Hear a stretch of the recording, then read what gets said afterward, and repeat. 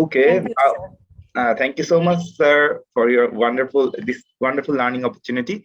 I would now request the participant to raise any question that they have. First, you should raise your hand so that we can address you one by one. So if you have any question, you can raise your hand and make them. Thank you.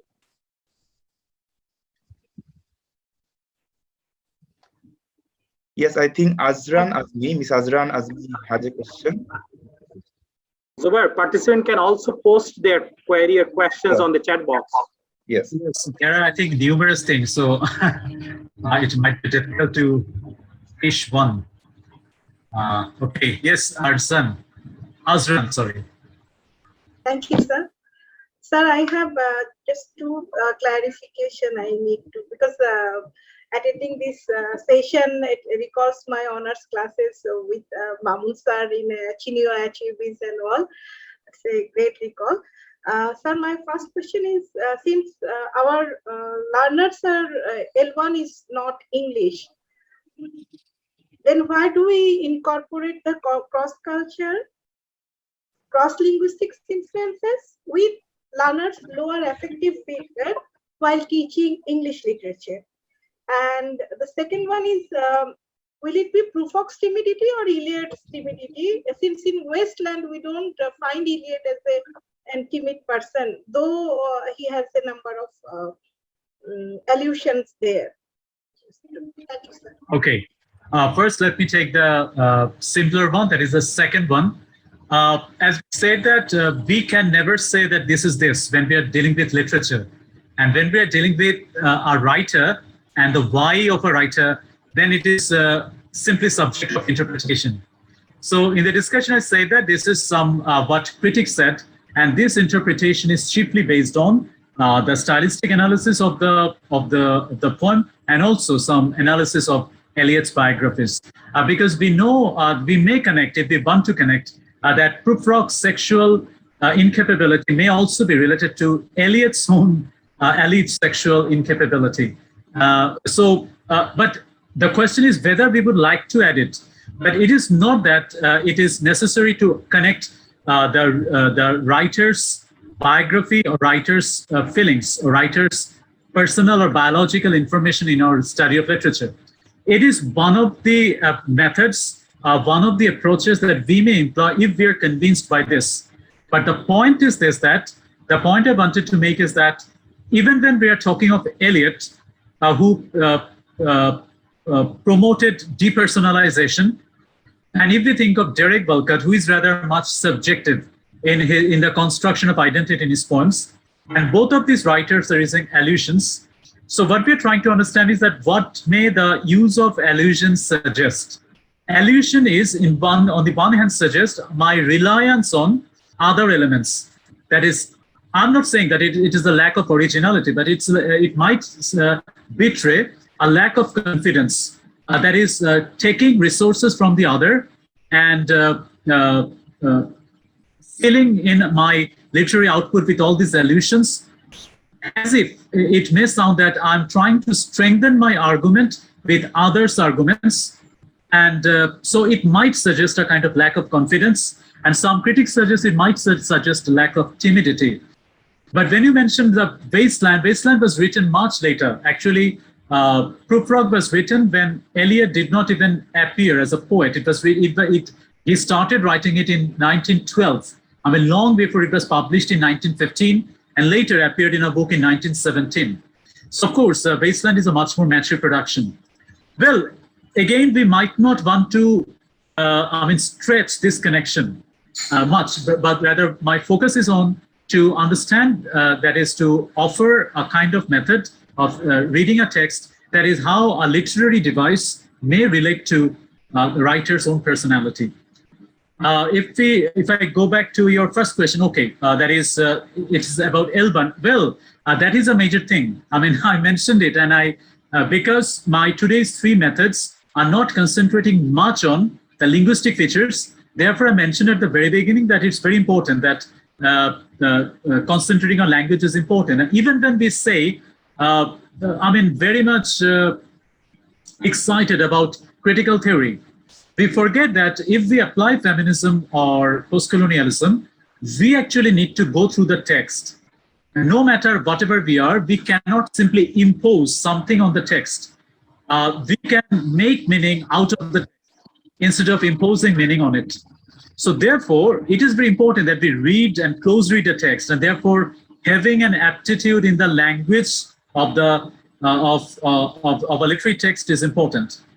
But as you connect it with the cross-cultural reading, when as we are doing English literature or literatures in English in Bangladesh, and since our first language is usually chiefly not English, even when we are studying in the English medium schools, our first language is not English, so we are approaching a literature which is written in whatever foreign or other or second language, whatever it is, it's not in the first language. So we have exposure to two literary polysystems. One is the Bangla literary polysystem or Chakma literary polysystem, or maybe broader the South Asian literary polysystem that we are aware of it, of Natya Shastra, etc. And we are entering English literature, which accommodates English literary polysystem. So in this case, it is important that we, that is comparative approach I particularly promote, that is somehow let our students make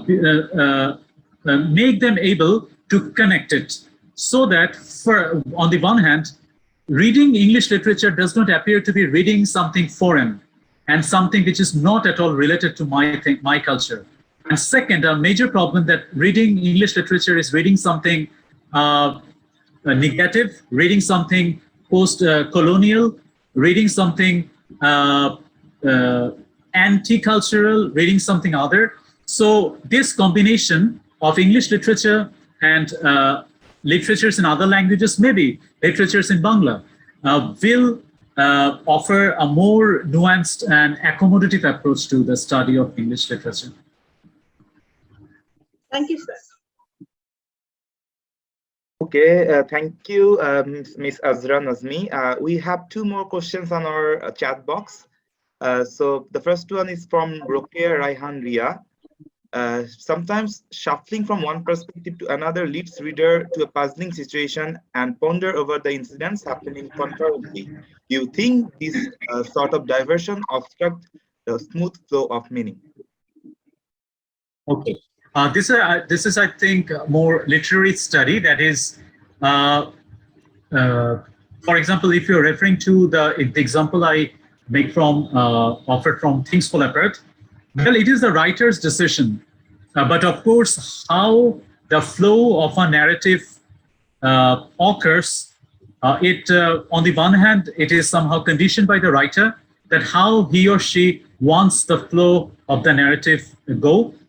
And it also may depend on the way a reader reads it. For example, when we read it, we are not bound to read it at once.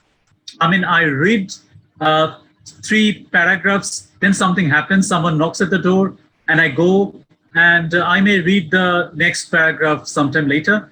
So, of course, many factors actually affect the flow of narrative. But I understand that you are talking of when we are reading continuously and whether that flow is affected. The second point is that does the writer want that flow of narrative be affected? Let us not think that every writer or every event needs or requires the flow. For example, I usually use this example in my classes. That is, it's probably 2 months back. A writer in the Facebook, on Facebook, he was commenting that someone makes a comment that your latest book was fine, and I think I'm audible. Yeah. Yes, sir, you're audible. Yes. Yes. So someone writes that your latest book is fine, and Banglate that ami ta ek nishshashe pore felechi. And then the writer comments that then it is probably not a good writing. And writer himself says that because a good writing should not be read or cannot be read at one go. I mean, it mobilizes readers to think, to pause. So, of course, the question is whether the writer wants us to read the text with one flow and one sitting, or rather, the writer wants us to pause, to think. And for many critics, this is what is the intention of literature. That is, unlike reading a news item or unlike reading a history material, literature makes us pause and think. So yes, it's up to the writer whether he wants us to carry on with the narrative, or rather he wants us to wants to obstruct the flow and makes us think. Thank you so much, sir, for addressing the question. We have another one, but I think you have already addressed this. Whether we should choose Bangla literature written in Bangla or translated one to compare it with a text that is written in English in case of comparative literature. I think you have already addressed it. Yes. Okay. So take more questions because I think I mean it's almost amounting to 2 hours. I have no problem, but of course I know that listeners have limited span of attention. Yes, so thank you so much for this learning opportunity. We have learned a lot. And now I'd like to request Professor Saidul Rahman to make a concluding remark and close the ceremony. Thank you so much.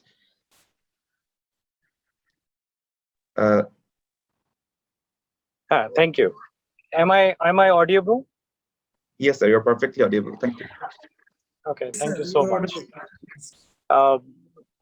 First of all, I gratefully acknowledge Dr. Mashrur Shahid's contribution at his lecture today as the inaugural session of this distinguished lecture series. One thing just rather than making a summary, I would like to raise some questions which possibly Mashrur Shahid Hassan will be having a discussion as a concluding one. One of the reasons we selected this topic is as an applied linguist and the teachers of English language and also the practitioners, we are very much aware of modern trained to teach English language. And very often, a very neglected area that how to teach literature compared to all the method and principle that we talk about teaching English language to the speakers who's that popularly known as TESOL, teaching English to the speaker other languages. So my often query, because as Mashrur Shahid Hassan is my colleague for a long period of time, and I have an opportunity to very closely follow him, very updated if you look at the literature teaching. One question that often comes in my mind and my students, why we fail to make teaching literature as interesting as applied linguistics and ELT in Bangladesh. Because when we are talking about language teaching methods, it's mostly talk about how to teach language interestingly. Just giving an example, when we talk about peer work, group work, or interactive pedagogy, mostly missing in the literature classes in Bangladesh. That was a discussion that I had with Syed Manjul Islam when we talk about 21st century skills, where Syed Manjul Islam raised this question, has to be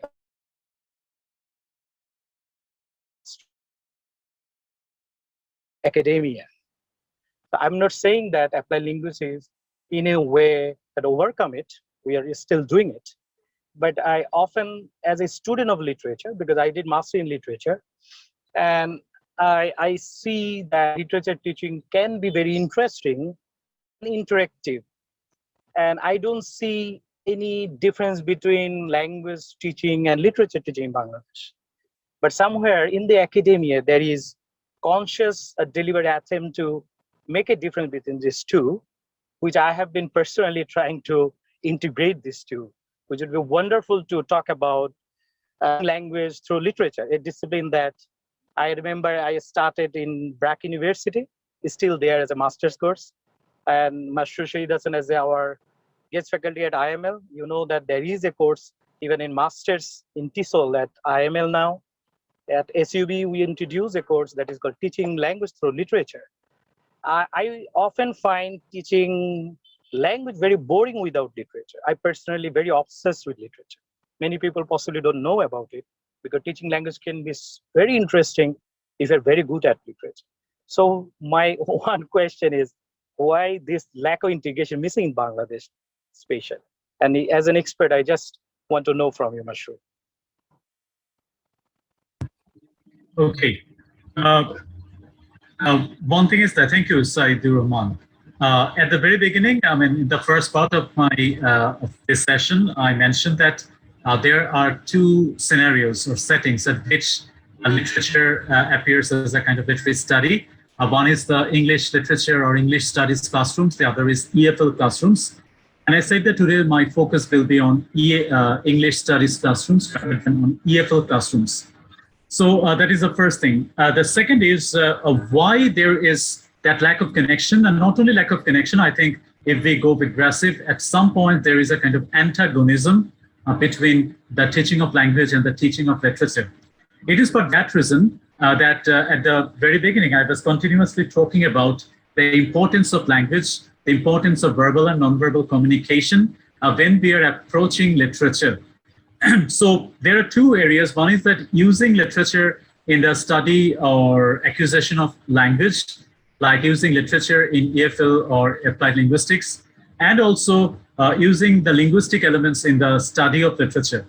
Understandably, both are or should be compatible.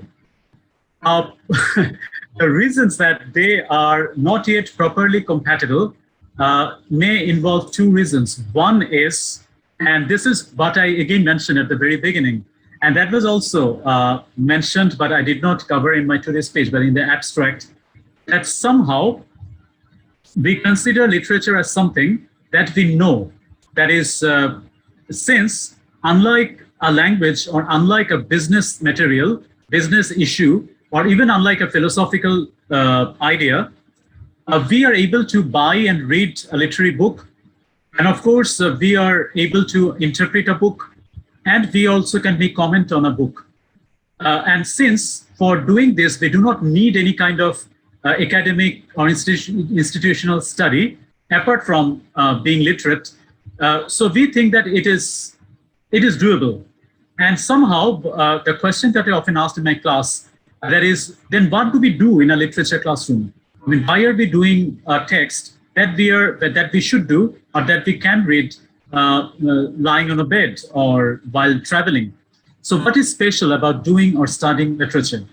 So the studying and doing literature is, of course, understanding or going into the meaning-making and discourse-making process through the means that the that a literary work employs. And what the literary work employs, as we discussed, are the verbal and non-verbal communication means. So to understand literature, to the study of literature, we have to have a better understanding of it. But the problem is that when we teach literature and when we learn or study literature, we take literature for granted, and we focus simply on the way on the way a character develops, on what are the themes of a novel, why do you like it? At best, we do go for this way. And so therefore, by the learners think that this is something to be easily done, and the teachers also think that they can enter a classroom, read the text, and talk about the themes and characters, and it's done. And if we think of the questions that we set, they're also mostly about this, that is about the character, rarely about characterization. So the point is this, that we think that teaching literature is a simple thing. And when we teach language, the objective is that, how do we decide that whether the method or the approach is valid when the learner is able to, say, use language properly, like able to speak or able to write. And this can have some evidence. Now, when we teach literature, the second point is when we teach literature, how can we have the evidence that the learner understands what literature is? So it is because of that lack of explicitness in the evidence, in the assessment of the understanding of literature, that somehow makes the literary pedagogy even a kind of extra or unnecessary thing. So my answer to the first answer to the question is this, that we often in Bangladesh particularly do not consider teaching literature as proper literary, as a proper form of pedagogy, and therefore we do not concentrate much on the art of teaching. And second, because our concentration is less on the art of teaching, on the act of teaching, that is both a science and art of teaching, therefore we find it different from the teaching of language, and as if that is language learning is because it's based on evidence, both the teaching and the assessment. So we find it more raw, more material, unlike the teaching and understanding of literature, which arguably, I mean, many of us think accommodates or offers a more elaborate, bigger, and more sublime area of study, which cannot be covered by simply system of assessment. There might involve some issues of commerce, some issues of stipend and financial things, though I'm not sure and I may not want to clear or specific about it, but these things may also affect the lack of relation between the teaching of literature and the teaching of language, more precisely the teaching of English literature and the teaching of English language in Bangladesh. And I agree that there is a sense of opposition or even antagonism between it. Now, if we think of how to overcome this, or if we not overcome, how to strike the balance, understandably it is, as you said, that when I was teaching there drama, I mean, that's a course there.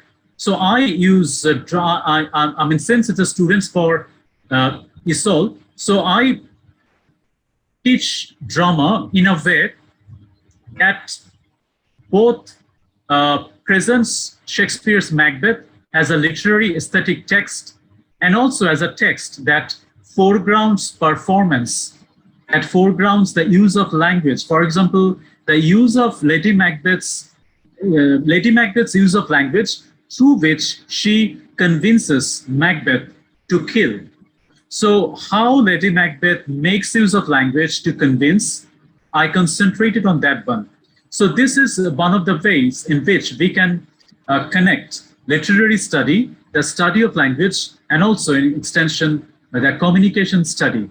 So it is possible, and my today's approach was this, that is connecting several threads, that is literariness, aesthetic, the affect, the linguistic, the cerebral, the visceral together in our teaching of literature.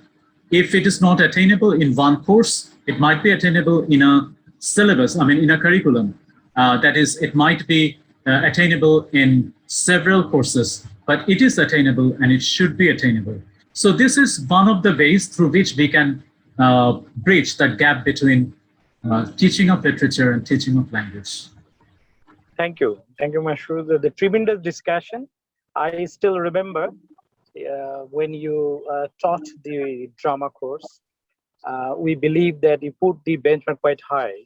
You later on, the literature teachers found it very difficult to make it more interesting. Our first batch is still, I guess some of the participants still today, they're watching and also following your lecture. So if we could really talk about how did you teach drama at IMO, could be a good lesson for many literature teachers how to teach drama for ESOL students.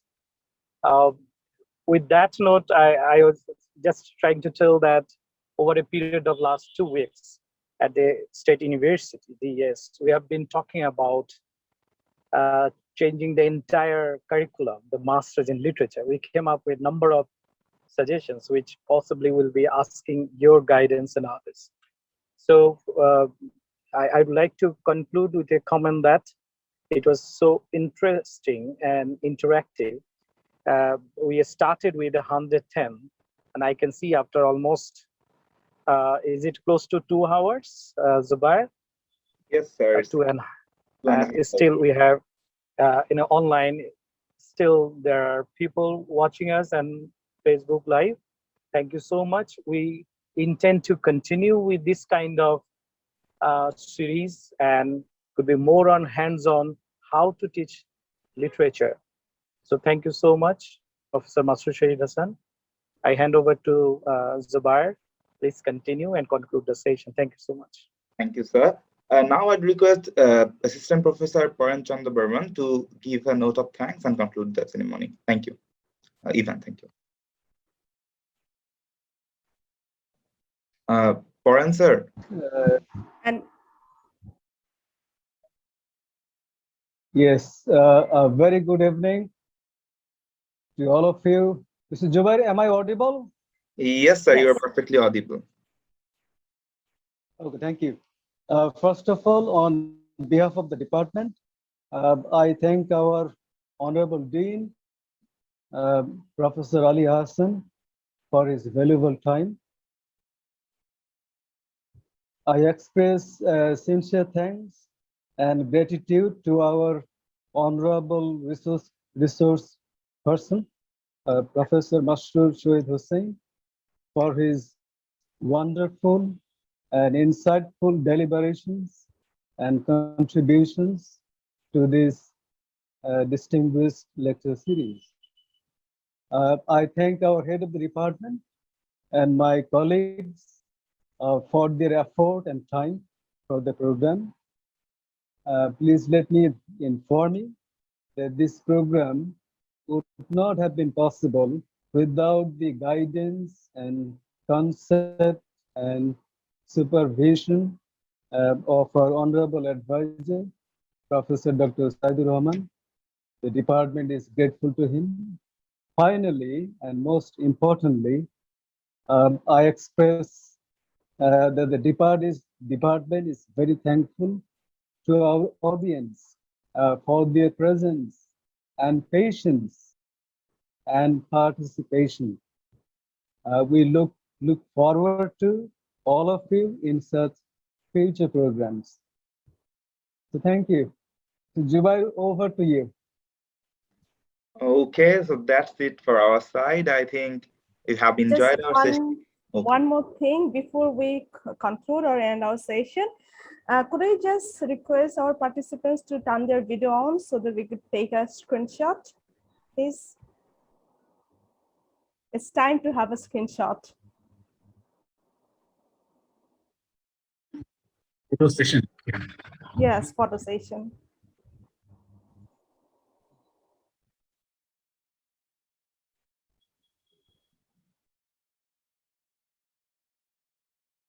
অনেকগুলো